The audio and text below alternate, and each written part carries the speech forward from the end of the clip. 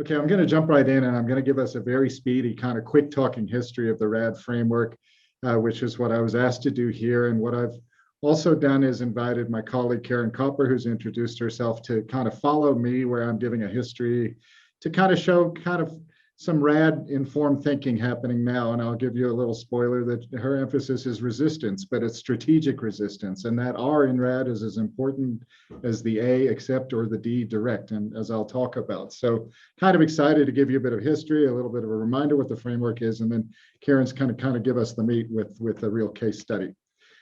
Jumping right in, this is the way the world is now. It's not the way I thought about the world when I was an undergraduate, but the climatic drivers of ecological condition are trending, and in response, in more and more parts of the world, ecosystems are either undergoing change or they're heading toward the prospect of change and challenging managers. And I show here with these different colored lines, different ways that ecosystems and species assemblages can change under this kind of pressure. But when we get enough change in the species that comprise an ecosystem, we start to get changes in structure, in function, ecological processes, and ultimately the nature of the system that we're depending on and stewarding. And so this term transformation is becoming more and more abundant in the literature.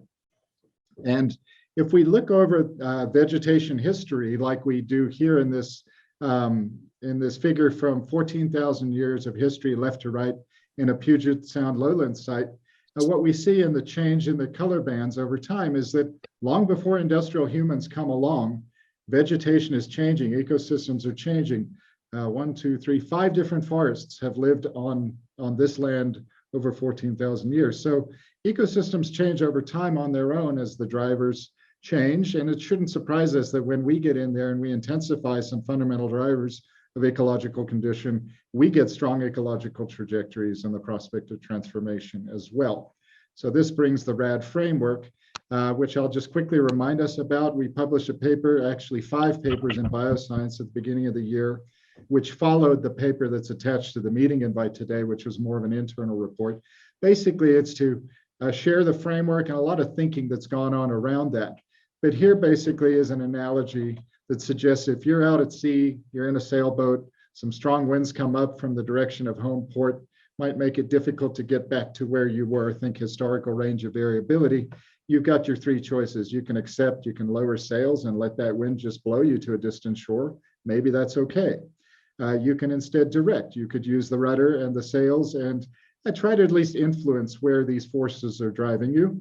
Or you could spend a lot of resources, maybe engage in some compromises like emitting a lot of polluting gases, but you could resist and you could motor home. It's about what's strategic given your context. So this is the RAD framework here, phrased, providing those definitions that are more about natural resource stewardship. We've got traditional conservation at the top left. This is resisting anthropogenic change. At the top right, we've got acceptance, which is explicitly called out here as a choice one can make. And then in the bottom center, we've got intervening, not to resist, but to direct or to influence the way that change might happen. So I'm getting some crosstalk. Is there a question? Okay, please do interrupt if there is. Just want to point out the top right, it's accept, not adapt. All of this is adaptation if you do it strategically and in a way where you can show your work. But it's important to bear in mind that acceptance can involve making no change to existing management, or it can involve even ceasing some historical management approaches that may no longer have a reason to be pursued. So where does this framework come from? Again, this internal report from a couple of years ago is what was attached to the meeting invite, but what's behind it? How did we get there? And that's what I want to talk about.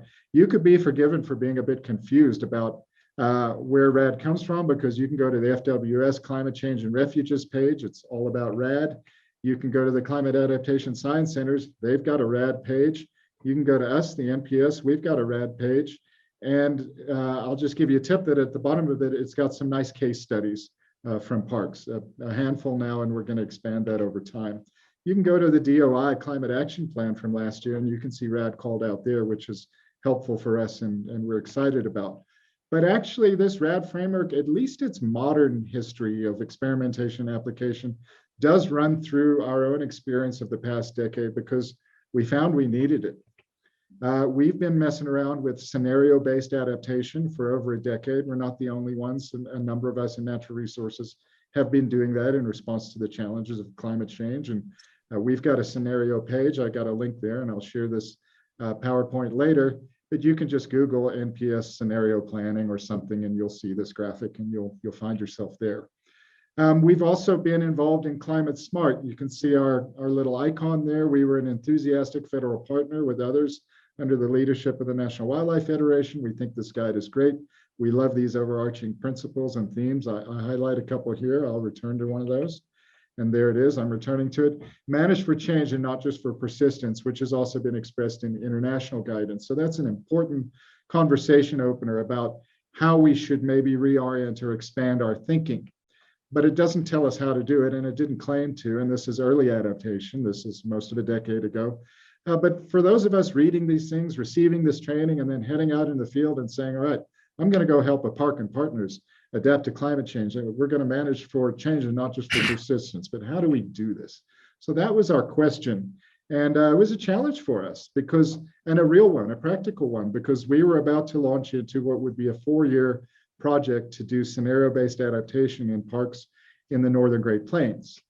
And what we recognized is that managers are faced with unavoidable choices and the need to make them strategically, and that they see these challenges, they recognize they're unprecedented, they read Climate Smart, or they take a training and they get broad encouragement to think differently.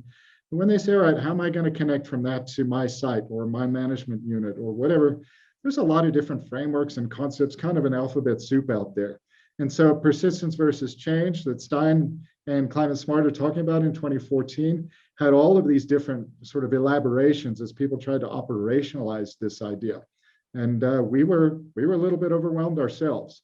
It feels to me a little bit like the early decades of barbed wire when there was this radiation, everybody was innovating. Not all of these designs stood the test of time. There was some consolidation back to what was most efficient and easiest to use and maybe lasted best. And so this is really paradigm shift where everybody's sharing a common challenge and they're all innovating. And we don't have a lot of coherence, but we have a lot of creativity. And one of those papers we put out earlier this year was about navigating these challenges and an argument that maybe RAD is part of a pathway that can help us get to a new paradigm. And this cartoon I kind of like because it emphasizes that this kind of confusion and challenge, it's not supposed to feel good, but it's something we have to get through. And so in our case, what we came to understand is that what managers needed is a tool that was manager-centered and simple and intuitive.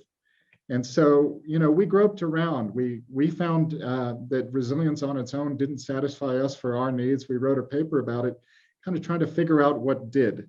And at that time, we weren't as manager-centered. We had a 3-part framework. It was more about what the system was going to do. But you can sort of see us groping around, trying to get to something that worked for us. And in the end, we either reminded ourselves or re-encountered Resist Accept Guide, which is actually an oldie but a goodie, comes from all the way back in 2007, and published in this great book on the right, Beyond Naturalness, edited by David Cole and Laurie Young. So some decent sort of Northwestern US presence there. And we brought it down, excuse me, the next year, 2016, and we made a couple of semantic tweaks. And the most important one was expanding guide to direct, because we really wanted to convey a sense that some intervention in times might be quite forceful. So that's what we took out, resist, accommodate, direct. It seemed to work well in the Northern Great Plains. It was adopted by our colleagues in coastal climate change adaptation in the NPS the next year. And at the same time, what we were starting to get in our program were what we called casually, and now a little more formally, gnarly issues, which is a climate-related resource stewardship issue, where when you go to look for guidance or policy, it's just not really clear. And here's an example from down the coast at Sequoia and Kings, dealing with the California drought and desiccating wetlands, and questions there phrased as issues. Should managers intervene to keep some wetlands wet, perhaps through very artificial and unnatural interventions? Or, bottom bullet, should they let those systems change and just take care of the dependent, threatened, and endangered species? Policy doesn't really tell you exactly how to do that, or doesn't really anticipate that choice. And so we tasked a bunch of working groups to pick up these questions from parks and really digest them. And the RAD framework was really effective in just saying, all right, neutrally, what might we do? And then let's screen each of those options against policy and guidance with the idea of identifying where there are gaps or ambiguities and we need to do more work on our policy and guidance. So here's a paper on fuel treatments and post-fire response, and there's our own Karen Kopper, who's about to talk about all this. As a co-author of that one, we had one on wildlife health, we had one on species range shifts, and here's that paper answering the Sequoia and Kings Canyon question. Okay, at the same time, other folks, other feds in particular, were starting to worry about strong trajectories and transformations as well. And so we all got together and formed a group called FedNet, and you can see it described at the top there, basically in response to the fact that we lacked agency guidance that anticipated rapid changes that are currently underway, and that we wanted to develop a shared science-based framework from which to then develop agency-specific approaches. And this thinking all came out of a hallway conversation in a national conference, a symposium title you can see there. If I had my druthers, I would say it's not futile, otherwise there wouldn't be an R in RAD, but it becomes more difficult and sometimes futile. And so how do you proceed strategically? So we assembled these folks listed there, and you can see under organization, the different affiliations, quite a lot of diversity there.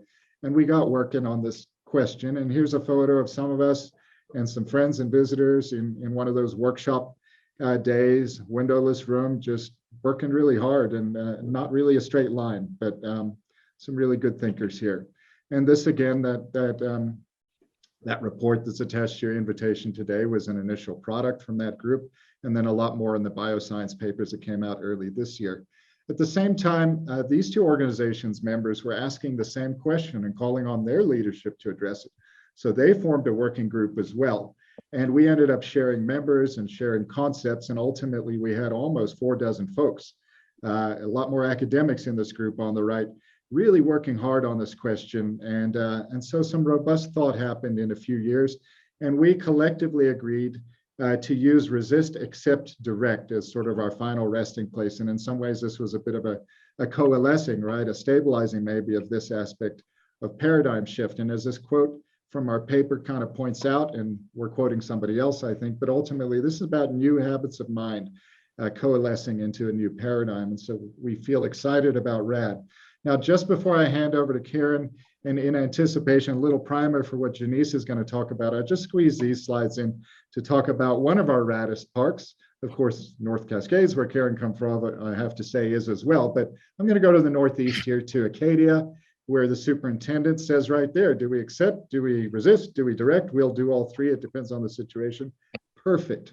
Really great. And so what they're doing with vegetation is worrying about their boreal forest, which is at the southern edge of that biome. And they're worried about drought and non-native insects as well. And they're wondering to what degree can they resist and keep that forest? To what degree might they have to accept? And what does that look like? And I'll give you the answer there, which is, well, I'll jump to it in a second, or I'll give it to you now, which is that's a Eurasian thicket that's not very desirable. And to what degree, bottom right, can they direct a transformation where they help species from further south take the place of more northerly species in decline? And here's a visiting US congressman, just a testimony to this park and their ability to communicate, who's tweeting about it and explaining that, historically occurring species are having trouble persisting here, and so manager intervention is needed and new ways of thinking are required. And in their case, they're worried about the degree to which they can resist. They don't want to accept, and that's leading them into preparing the ground for directing by doing common garden experiments, test plots across the state with academic partners to better understand what might do well, what might be undesirable, etc. So I'll leave it there and say thank you for your time, and stop sharing and hand over to Karen to give us a bit of an NPS case study.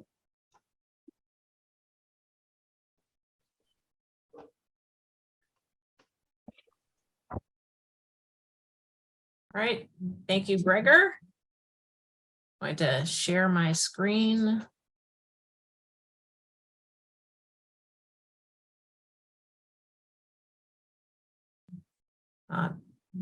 So I'm assuming that everyone can see my screen now? Yep. Great. All right, well, thanks for for your talk about the RAD, Gregor, and this opportunity to give a little background on how we're using the RAD strategy in the Pacific Northwest in the national parks, where I'm focused on how do we adapt fire management strategies to climate change, especially in the west side forests of the Pacific Northwest.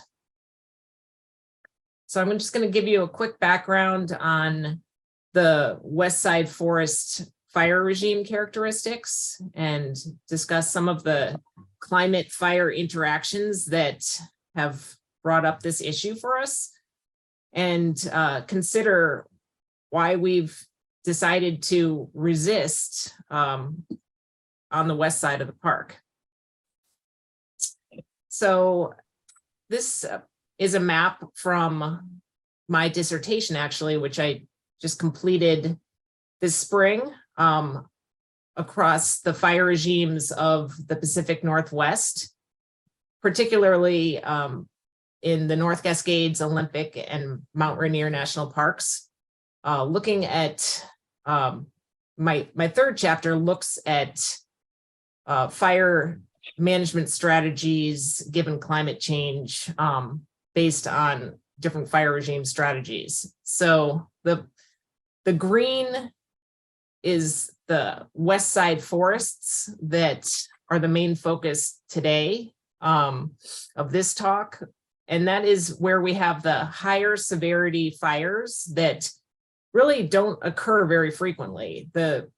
These large, high severity stand replacing fires occur every 250 to 1,000 plus years. And so we have a lot less information on what the effects of them are, except for some historical reconstructions of huge fires in the Puget Sound until recent fires. And one of the things that Gregor mentioned is that in the approach for resist, adapt, or direct, we often consider resisting if something is within the historic range of variability. And in this case, these west side forests, they haven't been impacted by fire suppression. And there's such a long fire return interval that they are indeed within their historic range of variability.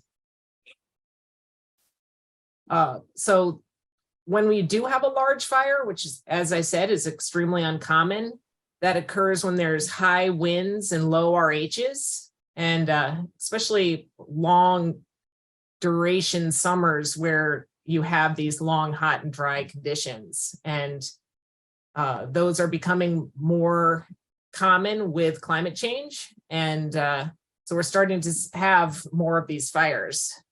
In 2015, over on the left-hand side of the screen here, this is a picture from the Goodell fire in the North Cascades, which was the largest fire that we had until just this past year on the west side of the park. And it really got us thinking about this issue because we have Seattle City Light embedded in the park. And it provides the power to and electric to the city of Seattle. And the power lines were threatened. The fire grew from less than 1,000 acres to 7,000 acres in a single day, and threatened the visitor center for the North Cascades, closed the road, was a huge issue, and brought up, how do we manage for these fires in the future?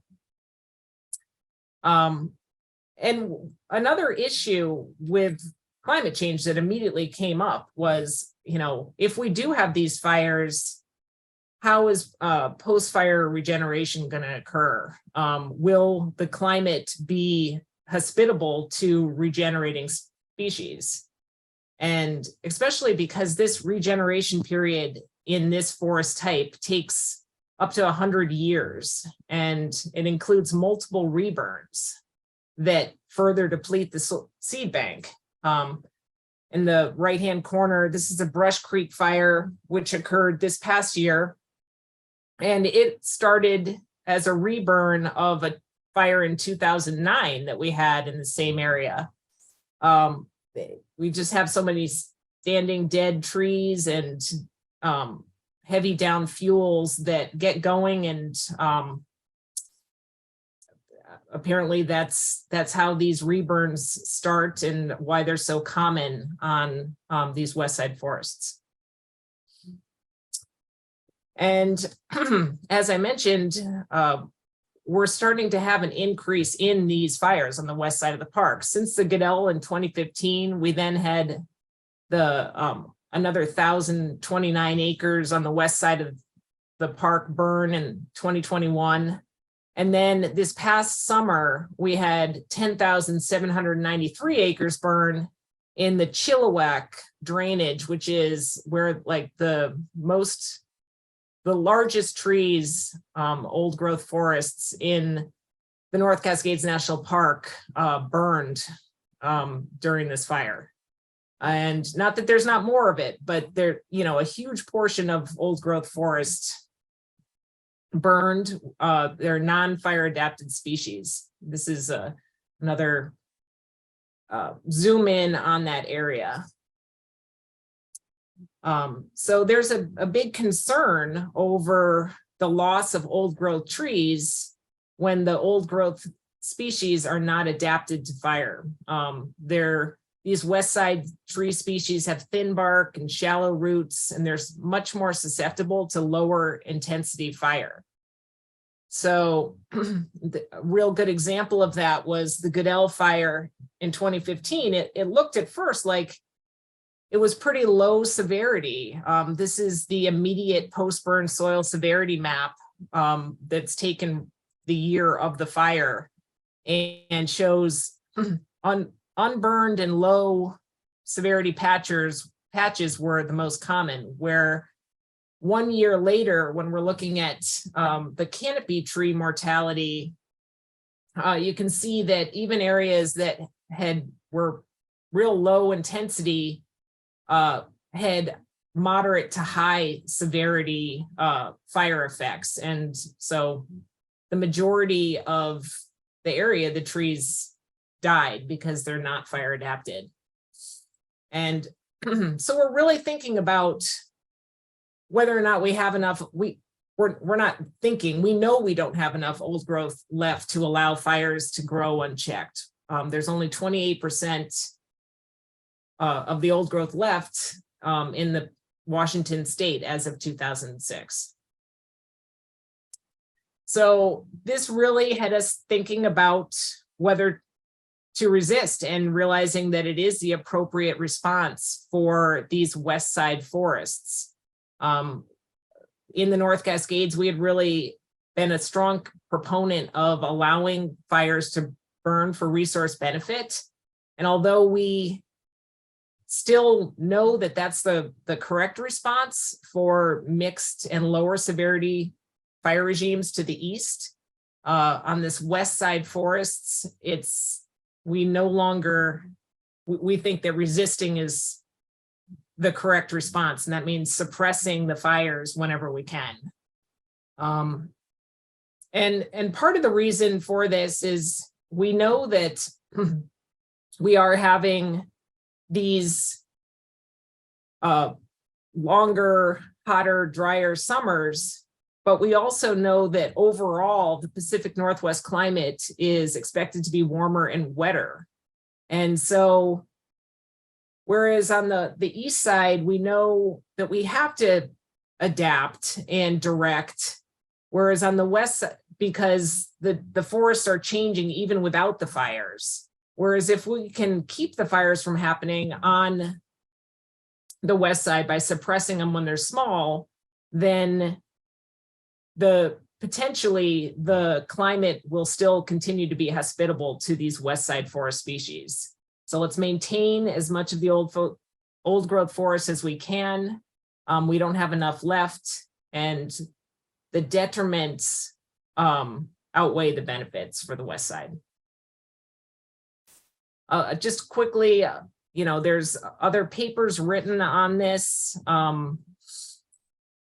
by some of my colleagues at the University of Washington, looking at West Side forests and projections for climate change, and recognizing that on the high severity fire regimes, the changes from climate change are considered to be lower changes than they are for these east side low severity fire regimes, that where you can't resist, because eventually it's the species are going to change whether you like it or not. Whereas on these higher severity regimes, resisting might be appropriate. And just quickly, my research goes into some of these strategies and reasons behind how to manage for West Side forests, considering the wet climate and versus the dry east side climate. And again, considering that suppression is the right way to go versus thinning and burning and the other strategies that we have to manage fuels and fires on the east side of the park, or not just the park, of the Pacific Northwest. So luckily we're working on this issue, and we're part of a cross-park study with RAD that Gregor was mentioning. We're working with those folks to build consensus around our fire management strategies in the North Cascades, and working on when and where to suppress. It's not as simple as it sounds to just resist, because operationally it's not always possible to stop a fire once it gets going. And also, how do we allow fire dependent species that are in the subalpine to burn when we're trying to protect the non-fire adapted species at the lower elevations? And how do we message this for the public? Because this is a different message than we've given in the past, which is we want to allow fires to burn for resource benefit. Well, of course, everything, there's no black and white, and there's lots of discussions to have. So excited to work more on that. And that's what I have for you. Great, thanks so much, both. We have some time for questions. If anyone wanted to ask questions from either Gregor or Karen, I'm happy to open up the floor for that. Jess? Thank you.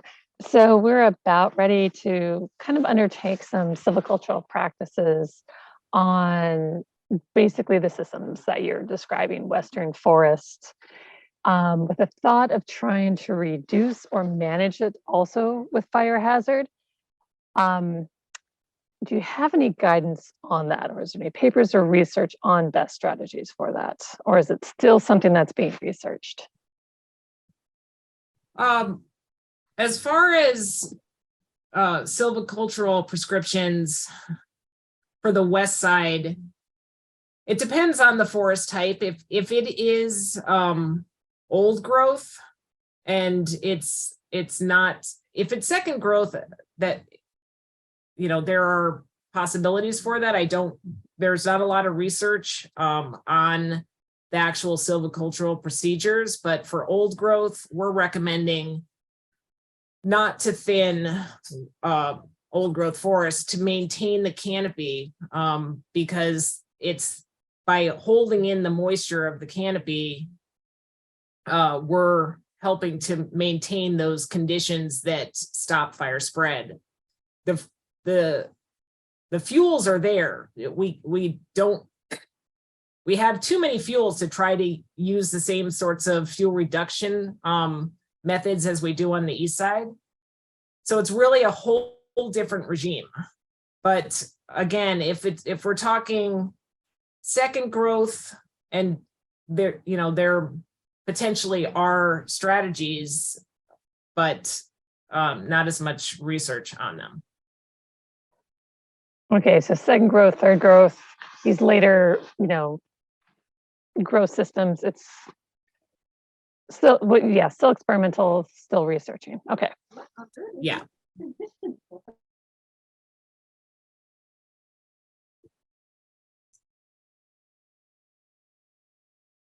Scott, yes, you have your hand raised.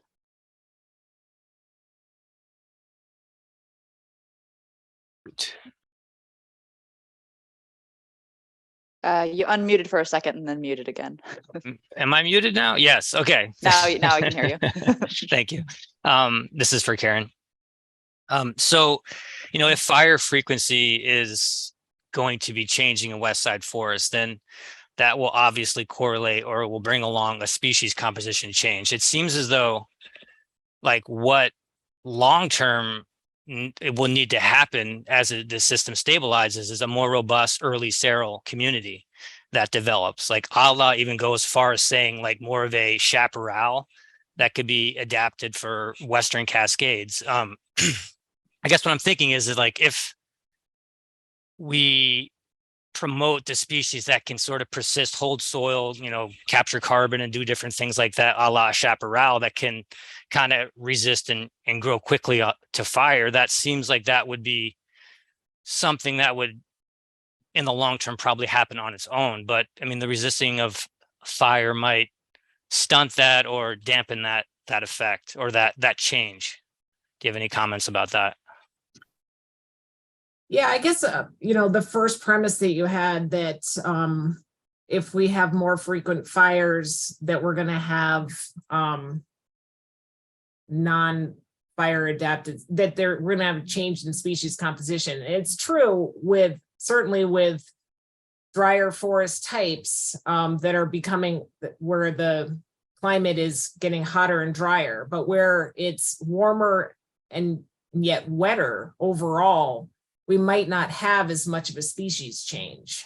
And that's what some of the research has been saying, that we might not, the current species might be adapted to the climate and climate change.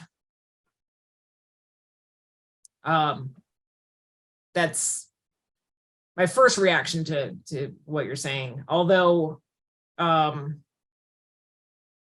so I guess what I'm questioning whether or not chaparral would ever be the right kind of species for the west side of the Cascades. Yeah, I think in terms of like the climate but if you have frequent fires, it doesn't matter if there's species that are adapted to a climate, you're gonna have a community change because you have just type of different pressures. It's gonna select for a different type of growth cycle or sort of outcome in that community. In terms of chaparral, we have chaparral all the way up into the Willamette Valley. Like, Southern Oregon is loaded with chaparral. So there's definitely west side chaparral that exists. It's more like if we think about climate shifting north to south, which is so generic way to think about it, we will be bringing chaparral will be migrating north overall, just as a community type. So I'm not saying it's going to go to Washington right now. That would be kind of a really facetious thing to think. But like in terms of more frequent fires, hotter, drier temperatures, chaparral will definitely move north. Will it move as far north as where you're talking about? I don't know the answer to that, but it will definitely move north because it just because those relationships are more available now. But but I agree with you. Like the conditions in terms of it's moist, hasn't drastically changes, but in 30, 40 years, I mean, will that still be the story? Who knows? Right. And that's the thing, is there's a lot of uncertainty because of it's harder for the models to predict for the Pacific Northwest. It's, we've got some of the most challenging climate prediction. To make these predictions long term is harder. And it's so, you're right. We don't know if, chaparral will ever necessarily be the right, type for that Northwest forest type. But I guess the idea I'm trying to state is that it's true that could happen, but since it's somewhat uncertain, and the effects and overall of climate change in the Pacific Northwest are considered to be more mild potentially, that we could try to stave off as much of those frequent fires as possible. Since it's not a frequent fire regime, it is historically a long fire return interval and infrequent fire, to try to keep as infrequent fire as possible, to resist that change as much as possible. That change is going to happen whether we like it or not in some areas, but as much as we can resist it, we should. I'll just say, And at least until we get to the point where we know more beyond.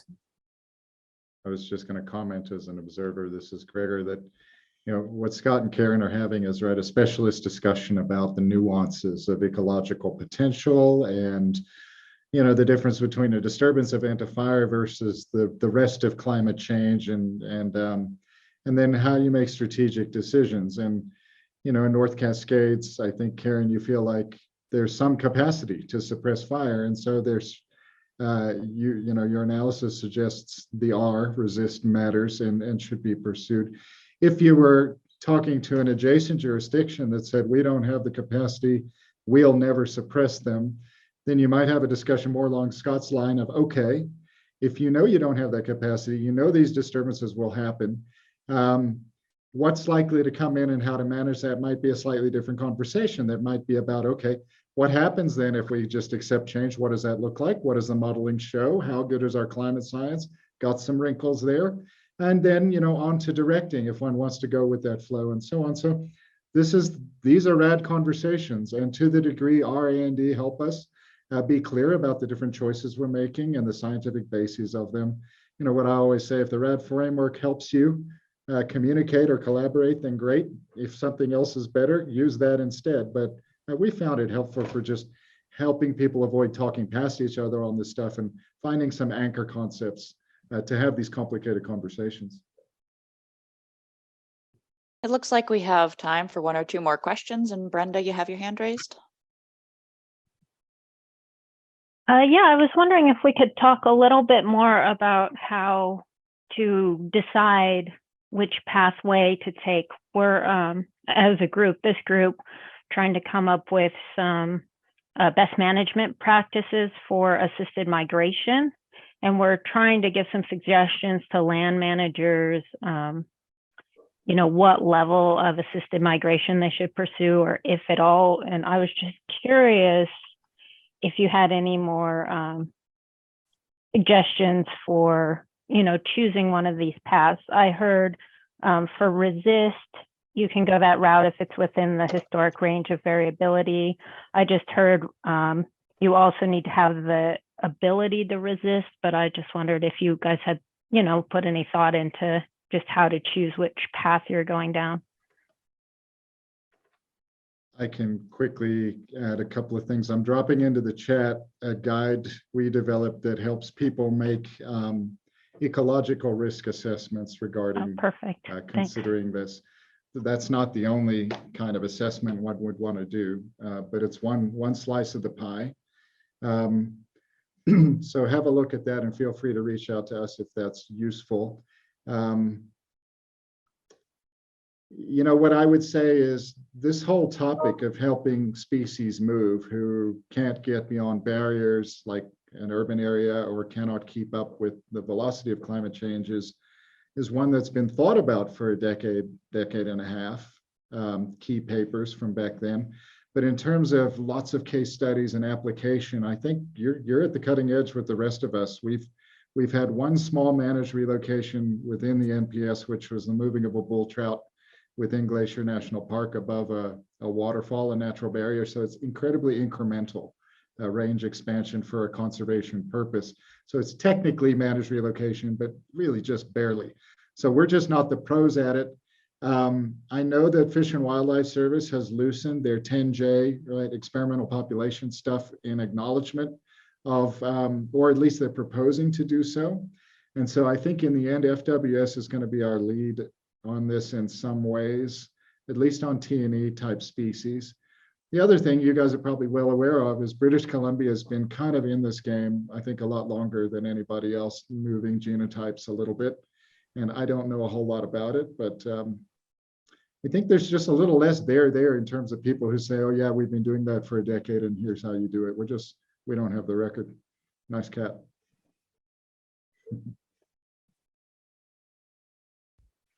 I love it when the furry coworkers make an appearance. Usually she makes a vocal one, so that was nice. Are there any final wrap-up questions or comments that people want to make before we switch over to Jenise?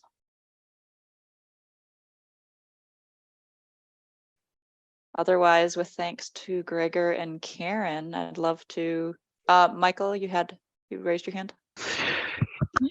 Yeah, not a question. I just want to say thank you all. I've been, big kind of a fan of the RAD framework just for a while now, having read it, earlier this year, maybe. So I think it does help direct our conversations, because we have been really discussing like assisted migration, assisted gene flow, because thinking that we're going to have forests in our future, and a lot of us manage around the urban interface, I would say. So that's been our biggest concern, but there are this whole range of other tactics and strategies I think we need to explore, moving forward as a group, having only existed, maybe this is like our 7th or 8th meeting, with this sort of format. Now we split into, these subcommittees looking at best management practices. So I really appreciate the context and the expertise that you all brought today. I appreciate it. Thanks. Thanks for the opportunity to chat. And anybody, feel free to reach out in the future. You got an idea, a question. We love to talk RAD, so doors always open. Thank you. How rad is that? Well, and I have your contact information for you both. So if anyone needs that, feel free to ask me, or I'm sure you can message Gregor and Karen directly. But with that, I can turn the microphone over to Jenise. Great, thank you. And thank you, Gregor and Karen. I really enjoyed your talks, and I thought we had some questions that were a great kind of segue into what we're thinking about here, particularly with regard to reforesting some natural areas of the Kitsap Peninsula. And that would be this idea of assisted migration. And I kind of really, to me, it's a big question, right, of assisting nativity of a forest versus this sort of novelty, a novel idea of new genotypes or new species coming into these forested areas. And so we do recognize that, we can look at the pollen records and understand that, species have been migrating in response to environmental factors. And if we look at, the eastern deciduous forest as a model, we see very quickly how the spruce and the pollen records can migrate from the Midwest, into the areas of the northern Canadian provinces. And that could be as quickly as a kilometer a year.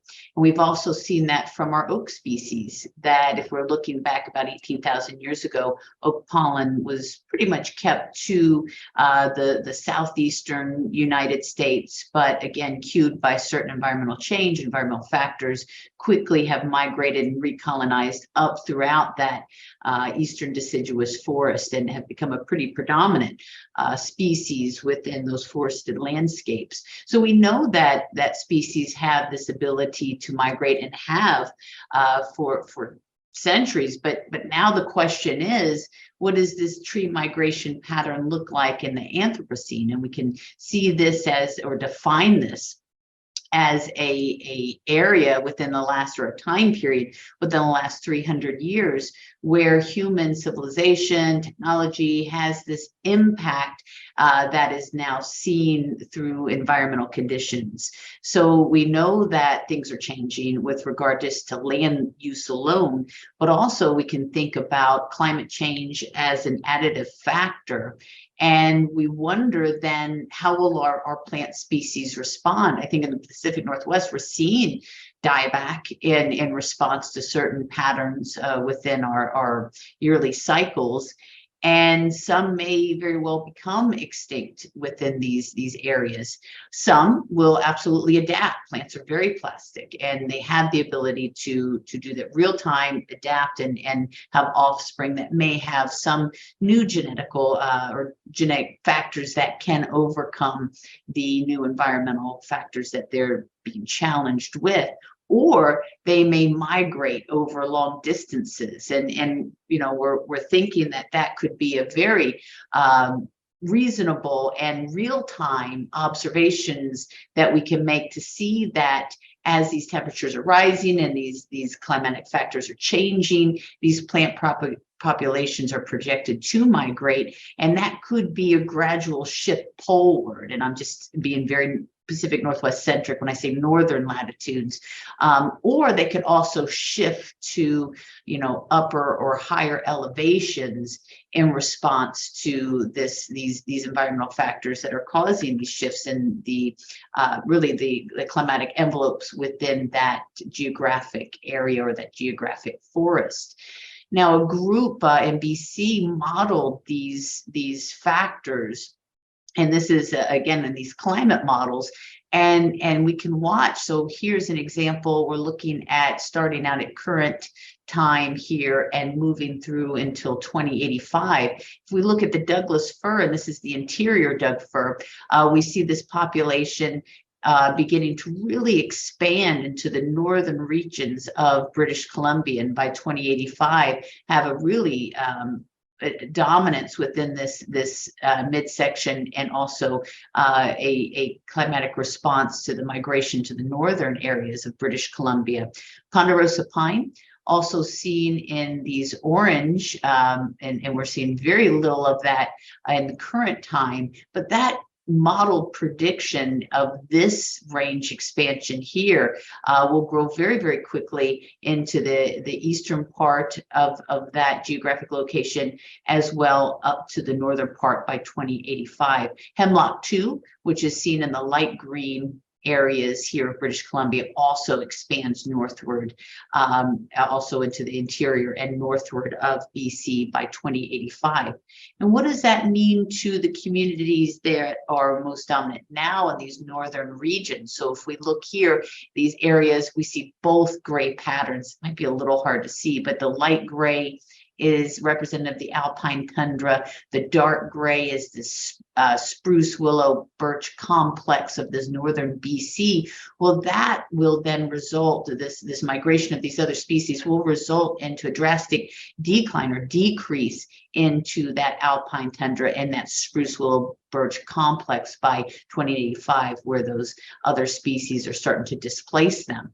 And for the most part, a lot of Engelmann spruce and subalpine fir will also encroach within that alpine tundra and spruce, willow, birch ecosystem or complex, and will do so very, very quickly within the 2055 to 2085. Now, this, of course, is a model, and all models aren't absolutely correct, but they're absolutely helpful when we think of certain projections and the way we think of how we can help counter this with regard to our restoration practices.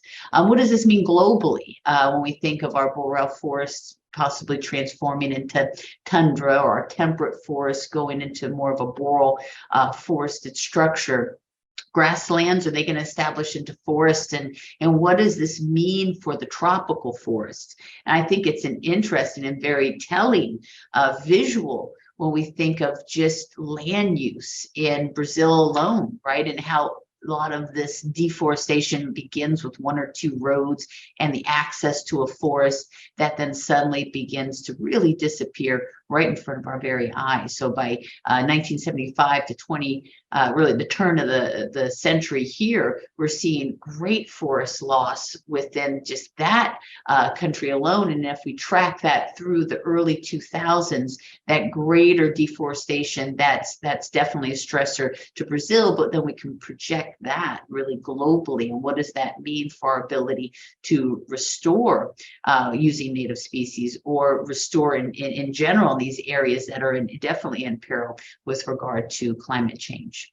So when we kind of draw it back to the Pacific Northwest, so I love this image, just flying over Seattle, and I took this out of the airplane window to really remind myself is that, wow, where are we with regard to land use? And if we think of Seattle as this old kind of upland forest, wetland complex, now really transformed into an urban scenario, we kind of combine this idea or these pressures of climate change and the Anthropocene, when we have this sort of double trouble, climate change and habitat loss working against this natural pattern of migration from south to north, or from lower elevations to upland or higher elevation ecosystems. So we have to really kind of ask the question, is the rate of climate change and also land use change, will that inhibit the migration rates of these plant species that are really require these faster rates in order to combat these issues of climate change and land use? So this is where we kind of put assisted migration on the table, and not to make it look like such a saving grace. I kind of added this question mark because it's something we're thinking about cautiously adapting to some of our forestry plans, but we do want some feedback from professionals in the field too, of what you think about this idea of assisted migration, and that being defined as this intentional movement, and this is an adaptation strategy to climate change and also land use that we're going through. The idea, of course, is to prevent the extinction of our plant species and definitely minimize the ecosystem loss and the ecosystem service loss that will happen as an impact to losing our forested landscapes and some keystone species. Can this help sustain biodiversity? And what really sets assisted migration apart from really what we've been doing this whole time, because my start was in horticulture, so I know just how impactful just horticulture can be with regard to movement of species into new novel ecosystems. But this really differs from that because this uses these climate models to select seed lots.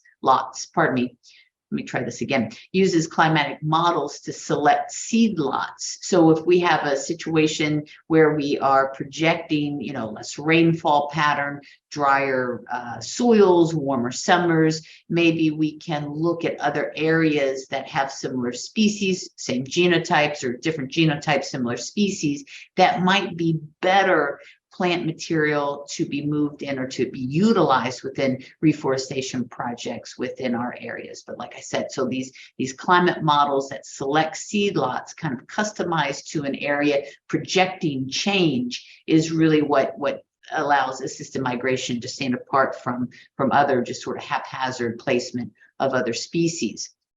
So this can be done in various levels. So assisted population migration, it's also called assisted gene flow, where you're just moving species within their same range. So these could be genotypes that are better adapted to southern areas that are moved up into the same range into northern limits of that range. Another kind of level of assisted migration is assisted range expansion, where those plants are being moved to that adjacent range, and it's going to be either poleward or an elevation gradient change in response or into trials to see if that might be the better plant or genotype to introduce into these new areas. And that can also be very dramatic movements with assisted species migration, where they're being moved far outside of that native range to prevent any type of extinction. So just to kind of beat this to the ground here, but for example, Pacific Northwest, we think the Western larch perhaps just sort of beginning to move those genotypes that may be Oregon genes up into our Washington and of course British Columbia regions. Ponderosa pine, this is being used actually as assisted range expansion, where it's being moved more into the interior of northern Canada in place of other species to combat certain disease and insect outbreaks. And then another thing that has been used was this Floridatura, which has been impacted by fungal disease to the point where they're worried about extinction of this species. And this has been moved up to the Carolinas, also into the Ohio and the northern Midwestern states, and where this species actually is thriving. It's escaped the disease pathogens that has sort of pushed that projected migration northward. So question is, would this species had the ability, say 2,000 years ago, to kind of make its own migratory pattern, and now it does need that assistance to kind of escape the disease and to reestablish in some of these northern environments. So again, the sort of whole question is, are our landscapes now so fragmented that will limit that natural migration pattern from our plant material? Thinking of that, these established ecological corridors are now becoming diminished by parking lots, by rooftops, by urban environments. And we're wondering if it's even possible for some of these species to migrate into areas that they'll be better suited for the next 100 years, 200 years with regard to the climate. So we can think about then assisted migration as these restoration or conservation strategies that may help cultivate a diverse system with species that are more adapted, more resilient to the changing climate, and therefore our ecosystem services will be conserved within these areas that are a lot of times adjacent from major urban areas or even suburban areas where, again, that migration might be impeded. Is it a new concept?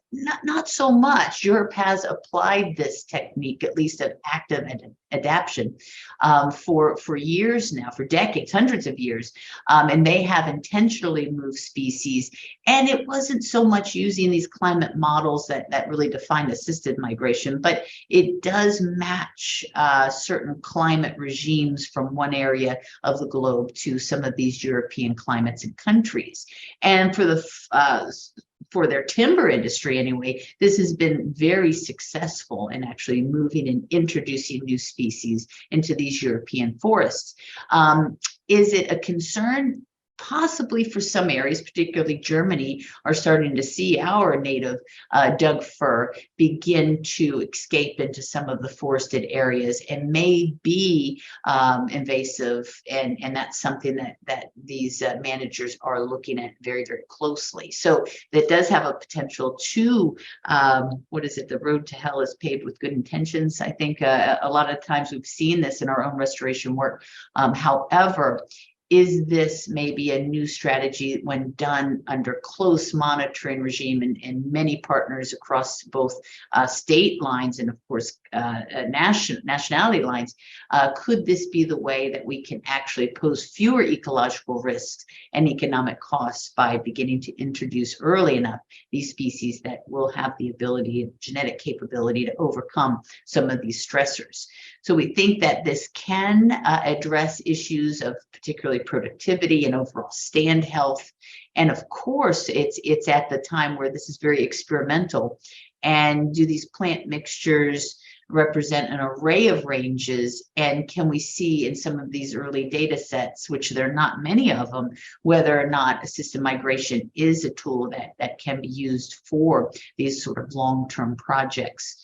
What we don't have, and I believe someone had made the comment, is really the guidelines and the policies and the resources to really make these best management practices. They're currently being employed and they're currently being developed. So the more that we can take the data and understand what the success rates are, or I would say the consequences might be, the better, sort of on a small monitored scale.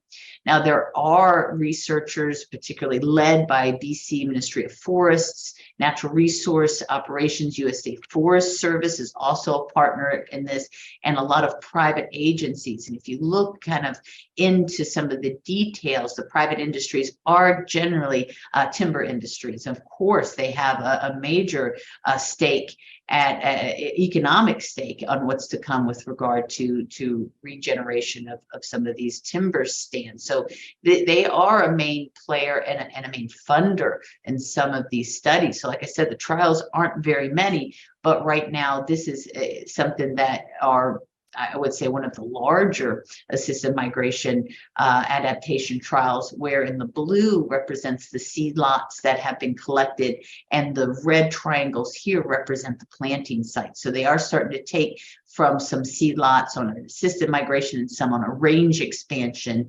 sort of mission, and introduce these new genotypes into new areas. So following this study, the data are relatively new, and it's relatively mixed on really what are the best conservation and restoration strategies to employ assisted migration.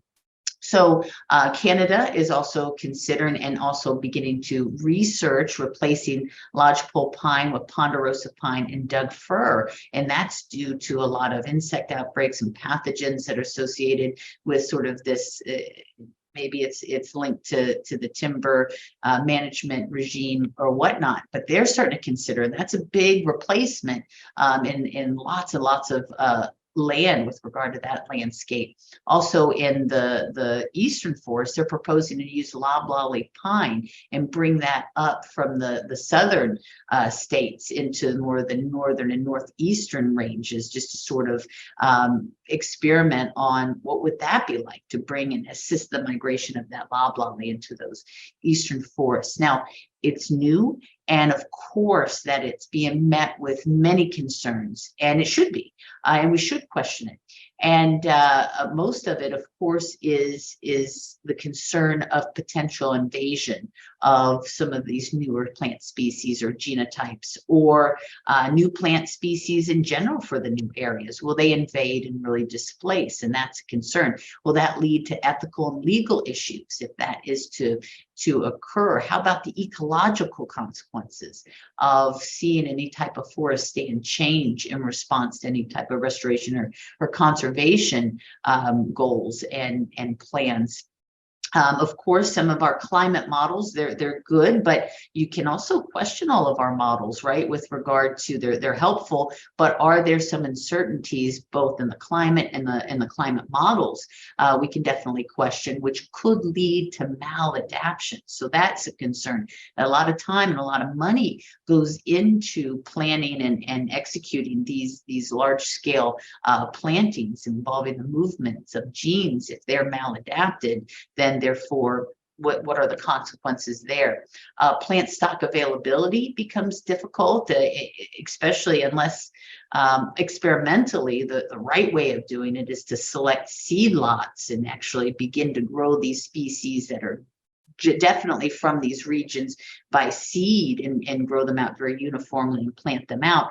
But the question is, what about some of these nonprofit organizations that want to employ assisted migration in some of their plantings, and they might not have the greenhouse space or the real logistics required for moving up a seed lot and growing that into a plant? Is there ways to actually get plant stock that are available and certified from certain areas that might be a better selection for our Pacific Northwest Washington conservation projects? And also disturbance regime. So whatever we're moving, do we have that planning and those protocols to kind of mock that disturbance that will enable resilience and, of course, complement the survival and the long-term resilience of these species that we're moving into new ranges.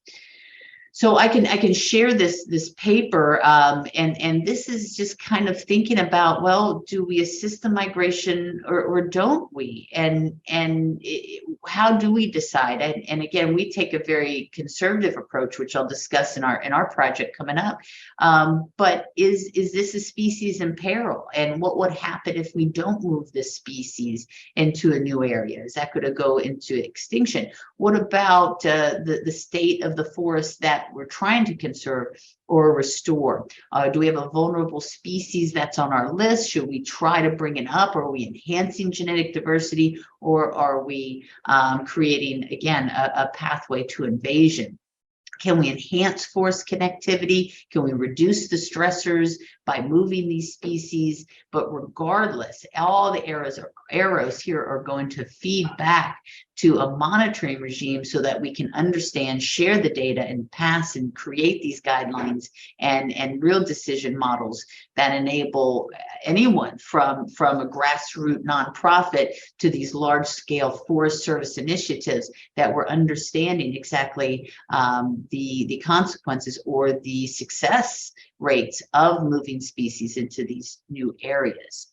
So what we're looking at, and this is brand new for us, this study, we've partnered with GPC, and we're working on the Klingel Wetland Complex. So all this estuary has been restored, and what we're looking at is restoring this upland region of this forest. It is disconnected by the tidal flow, and as far as we can see, really disconnected by any type of freshwater tidal influence as well. So this is perched upland enough to think that, yeah, I think that this would be a good candidate for an assisted migration project. And what we're doing, we're just really assisting the gene flow, because we're starting out very, very basic into the idea of looking at 3 different species: Gary oak, Douglas fir, and shore pine.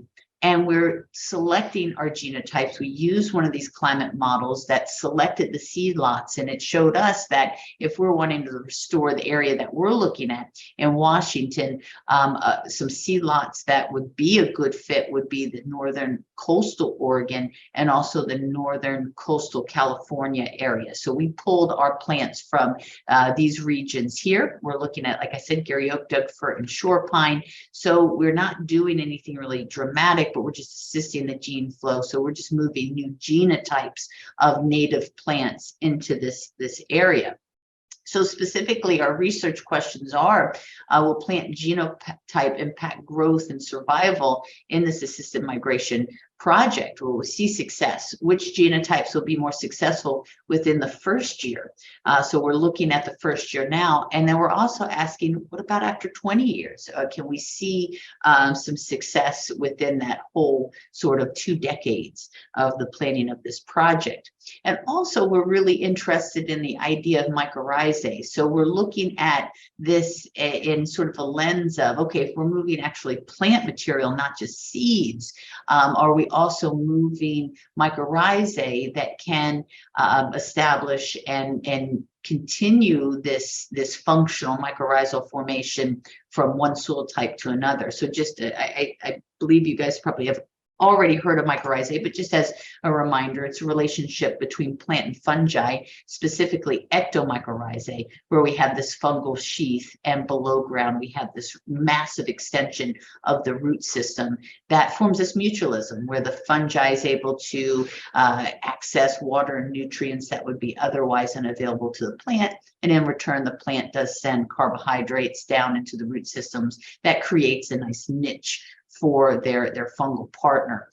So that's another thing that we want to know. Are they able to adapt, shift, or maintain their mycorrhizal symbiote that they come in with to allow for a successful establishment over time? So this is where we are. We received the plants just this year, in January 2022. And some of the questions that I had kind of going into this project, okay, what is it like to move a plant over state line? Well, it's not that easy. So, all these plants were screened for Phytophthora, which is a root pathogen that we don't want to move in. They're also inspected for other pests and pathogens at the state line, since we were moving actual plant stock over. We measured everything as we put it in the ground, measured everything, basal diameter, height, and we also took mycorrhizal or root samples and scanned everything for mycorrhizae. So what was strongly mycorrhizal going in were our oaks and our shore pine. Doug fir is interesting. Doug fir, if it's in a seed nursery or a tree nursery with all its needs met, rarely forms mycorrhizae sort of in this cultivated ecosystem. So we had very little mycorrhizae on our Doug fir that actually came into our project. So we just collected the data a few weeks ago in November, and we're reviewing it. So what we are seeing so far is that we have higher survival in our California oaks and our California Doug firs. So they seem to have done very, very well in this new ecosystem. We did see a decrease of ECM or mycorrhizae on our oaks and pines because they came in strongly mycorrhizal. And now we're wondering, okay, did they come in with a suitable partner that was suitable in that field nursery? And now that they're in restoration soils, are we going to see a change in what they came in with, some local genotypes, and how does that impact growth within the first few years? So it's a current here's her progress report, and we'll currently, and we'll keep kind of looking at these growth and survival metrics over time. So thank you very much for the invite. Thank you for listening to our study. I also want to thank GPC, the Great Peninsula Conservatory, has been a wonderful partner to work with, as well as other research support here in Kitsap County. Amy Lawrence, Dr. Aquila Flower up in Bellingham, and of course the Western students who were out there planting, 900 plants for this one study, but we also put another 400 in the ground in a couple of days. So I couldn't have done it without the actual students as well. So thank you. And if I can answer any questions or just sort of chat about assisted migration, and I'd love to hear your feedback on your thoughts on that as well. So thank you, and I'll stop sharing if that's okay. Yes, thank you so much, Jenise. And it looks like, Matt, you already have your hand raised. Go for it. Yeah, thank you, Jenise. That was really interesting. I'm curious, so you mentioned scanning for mycorrhizae.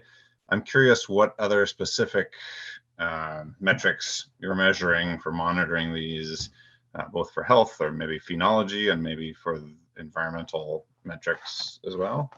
Thank you. Well, what we have done so far in growth would be basal diameter and height, and then we can use a ratio to kind of understand that, or separate them, because basal diameter to me tells me overall, vigor, but also root system mass too. So that's a great metric there. We do have kind of a categorical response, a rating on overall health and vigor of the plant, so we can just sort of visualize it. But I know that can be quite subjective throughout the years.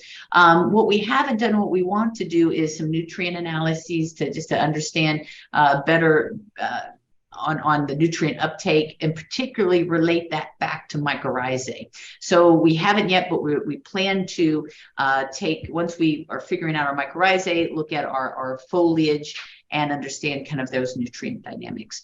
We have done a soil analyses.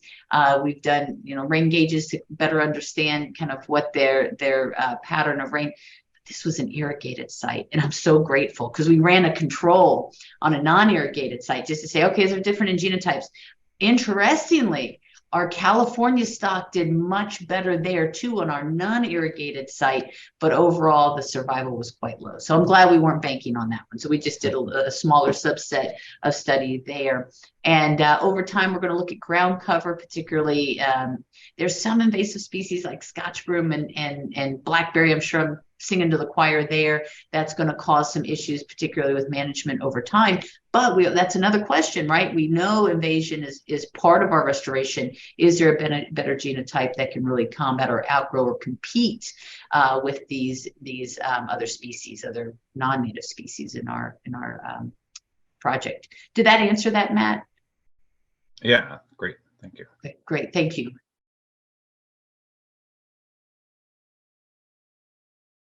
Any other questions for Jenise before we shift to our final agenda item?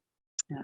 More to come. So hopefully I'll get to talk to you guys about it, because I'm interested also on your view. Is this something that is frightening? Because my start in restoration reclamation was in coal mines back east, and if you look at these coal mines now, it's really made up of the invasive species that the reclamation scientists planted in the 70s, right? So we also know that we're messing with certain invasion potentials.